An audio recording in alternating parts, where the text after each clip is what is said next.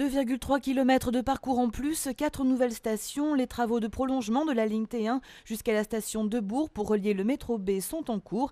2 axes de circulation sont pour l'heure en travaux, cours Charlemagne vers Perrache et avenue de Bourg dans le 7e. Côté Charlemagne, l'installation des rails est bientôt terminée. Elle sera suivie de la pose de terre végétale. La circulation reste pour l'heure perturbée.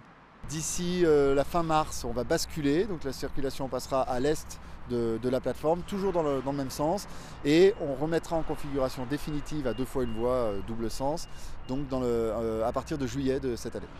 Secteur de Bourg, il faudra attendre un peu plus longtemps pour que les 2 sens de circulation soient rétablis.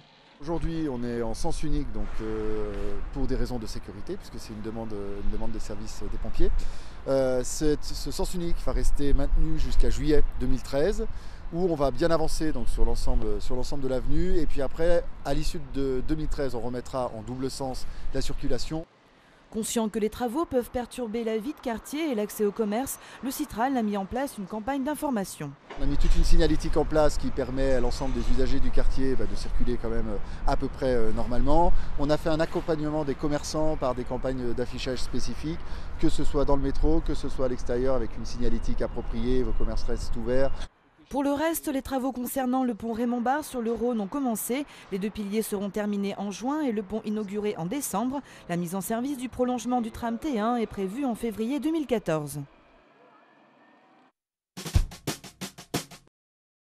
La ligne de bus C13 reliant Grange-Blanche à Caluire en cours d'électrification. La première partie de la ligne de Caluire au cours Lafayette est déjà équipée. Reste le tronçon de la Part-Dieu à Grange-Blanche. Les travaux ont débuté à la fin de l'année 2012 et s'échelonneront jusqu'en octobre, en commençant par la place Arsonval à Grange-Blanche.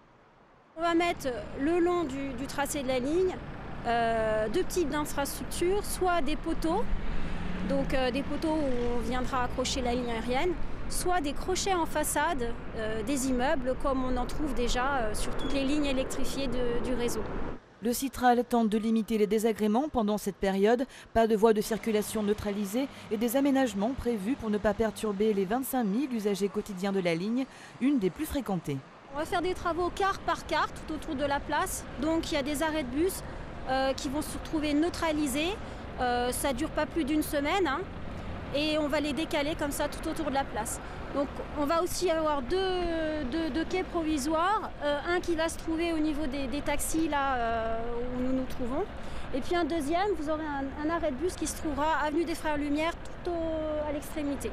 Fonctionnant à l'électricité, les trolleybus sont moins polluants et beaucoup plus silencieux que les bus à moteur diesel. Un avantage pour usagers et riverains. La mise en service est prévue au début de l'année 2014. Dans l'agglomération, 9 lignes sont déjà électrifiées. Cela représente le plus grand réseau de trolleybus de France.